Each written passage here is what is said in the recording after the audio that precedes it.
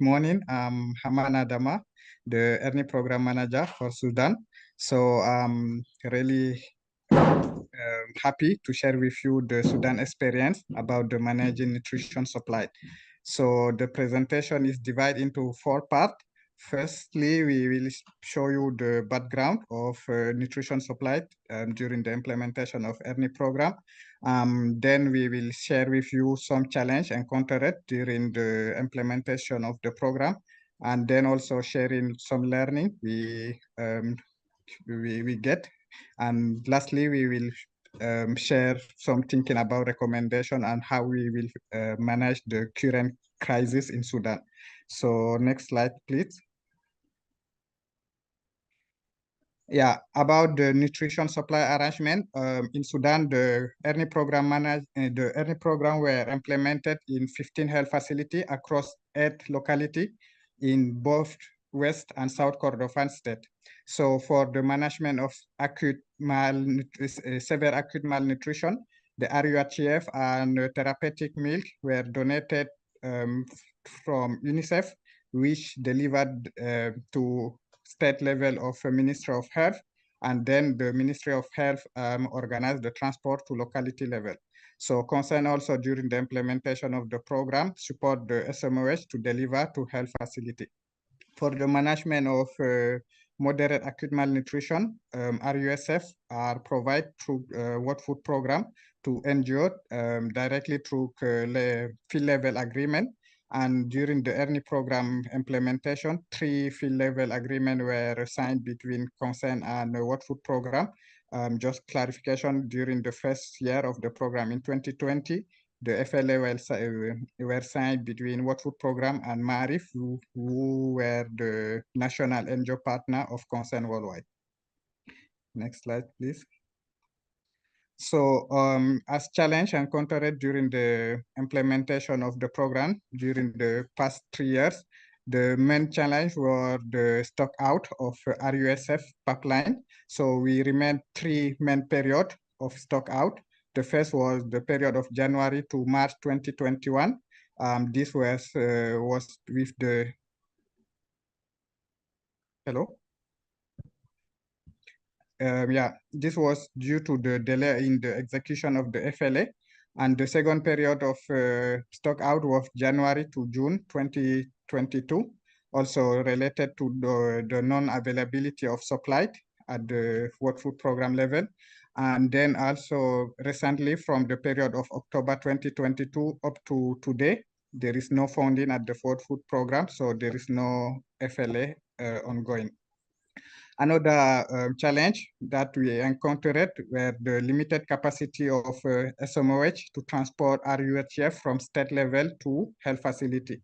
Another one also is about the weak forecasting and communication of need from health facility to state level. And also the last one, linked to the second, we were the weak monitoring and reporting of monthly stock against case load at health facility level. So as concerned, our role was to support in management of RUHF, but during the implementation, this role was not formalized, meaning our support has often reactive rather than strategically planned. Next, please. Now, as key learning that we find during the implementation of the ERNE program, first, we experiment that through the donation of tuk-tuk. Tuk-tuk are the tricycle motorbike that we provide to each locality we support. So we donate 8 tuk-tuk to each locality. And these tuk-tuk have showed their help to the transport of supply. And what we see also is these tricycles are cheaper than cars, and they are using less fuel as needed. And also the tuk-tuk are used for another activity like outreach activity, supervision visit. So what we are thinking for the future is to see how to make available tuk-tuk again now at the health facility level. And this will help health facility to manage very well again their need and how they can go and transport directly the RUHF or the RUSF from the locality level or to state level. And the second learning that we get on the implementation of the ERNE was the tracking monthly acute malnutrition admission against seasonal calendar using the search approach has helped us to identify peak period and prepositioning of the stock in the health facility level. So yeah, these are the two learning. Can we go to the next slide, please? Now, in terms of recommendation on how to manage the current crisis in Sudan, at the level of national level, so the federal level, during the starting of the conflict, we see that the stock of RUTF and the RUSF pipeline were destroyed, and now they need to be restored.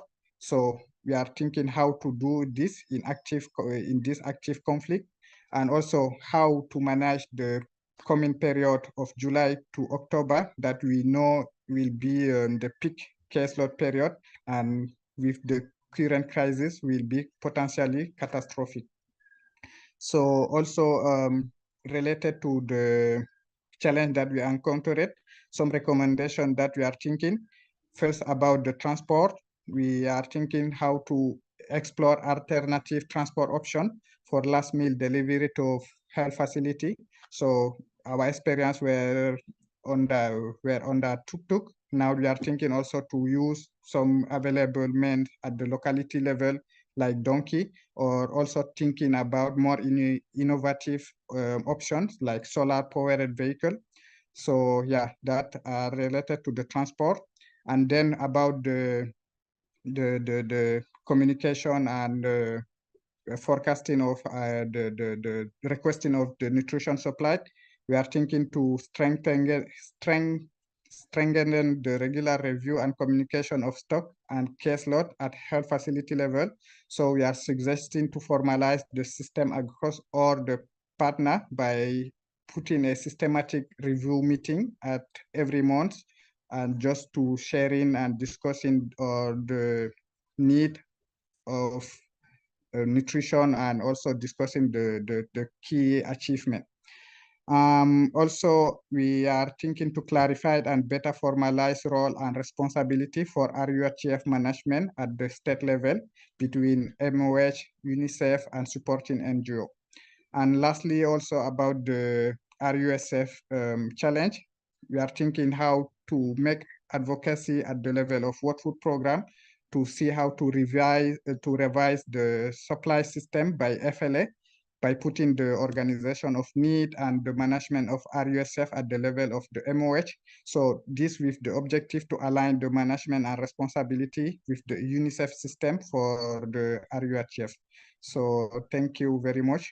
And now over to my colleague, Gashani.